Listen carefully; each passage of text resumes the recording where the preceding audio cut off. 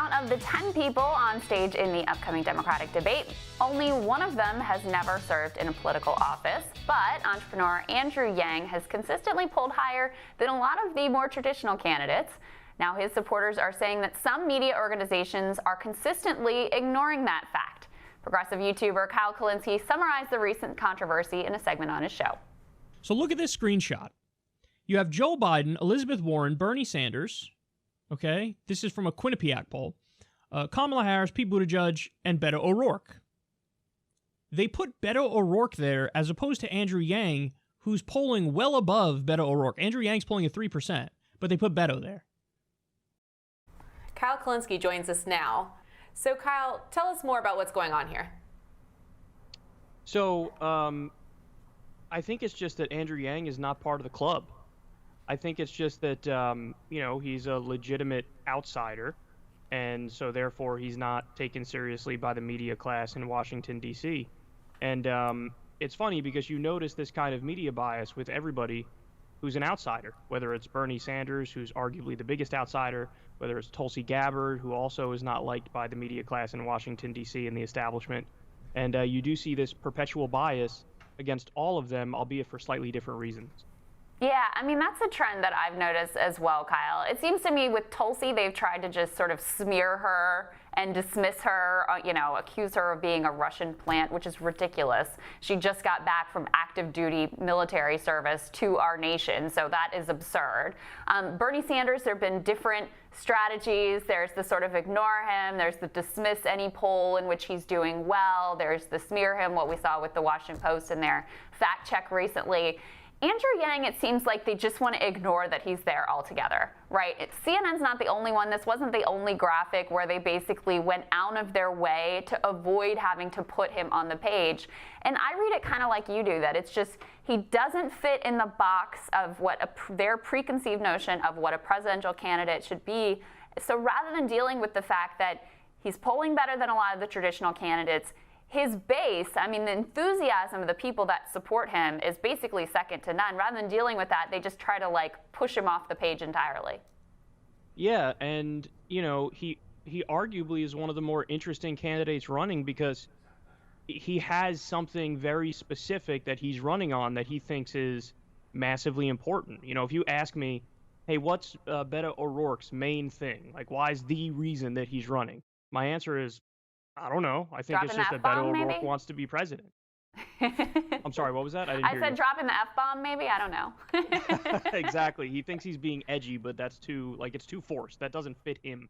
But in the case of Andrew Yang, everybody knows, yeah, his thing is UBI. Now, I personally have some disagreements with how it's constructed, and Andrew Yang overall as a candidate is a little too libertarian for my tastes. However, that's irrelevant to the conversation here because the conversation is about how he's being covered. And there's no doubt that he's polling better than anybody thought he would at the beginning, but he's still getting covered like he's at 0%. I'd love to see some sort of analysis, like Media Matters or some other organization, looking at the comparison of how much coverage Beto O'Rourke has gotten overall, how much coverage somebody like Cory Booker has gotten overall, when they're at 0% and 1%, and Andrew Yang is consistently polling above that at about 3%. But look at the breakdown in terms of who's getting more coverage. And I guarantee you that you're going to get Cory Booker, you're going to get even the Kirsten Gillibrands back when she was in, Beto O'Rourke's, even guys like Eric Swalwell, I'm sure got way more coverage than Andrew Yang. And that tells you something about how insular they are in terms of their perception of the candidates in Washington, D.C. and in the establishment media. Yeah. Well, I mean, how much can you just chalk this up, though, to human error? They're just not as familiar with Andrew Yang. They just kind of forgot to throw him on the screen. I mean, how much of this can we blame on actual bias and some sort of conspiracy against? And how much can we chalk it up to just young staffers that don't know what they're doing in the media world? So I don't think it's a conspiracy. I think it's just a subconscious default assumption from everybody working in all these media outlets. And that default assumption is he's not a serious candidate.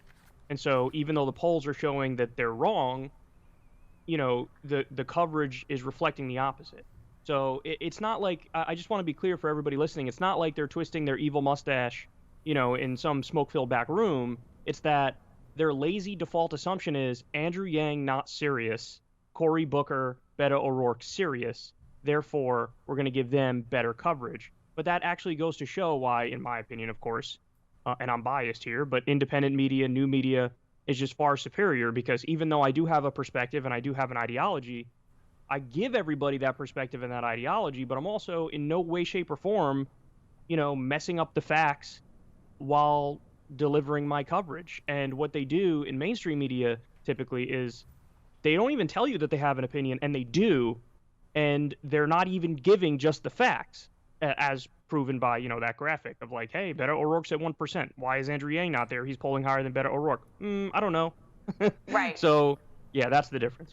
They pretend they don't have an agenda when they really do. And so, they pretend to be sort of neutral arbiters, but then they put up a graphic like this that just completely erases one candidate. And I think the other important question to ask here is, how much does it matter? Like, how much better would Yang or Sanders or Gabbard be polling right now if their campaigns, they don't have to have puff pieces written about them, but were just covered fairly and their ideas put on the table rather than being erased, dismissed, otherwise smeared, or what other tactics are used?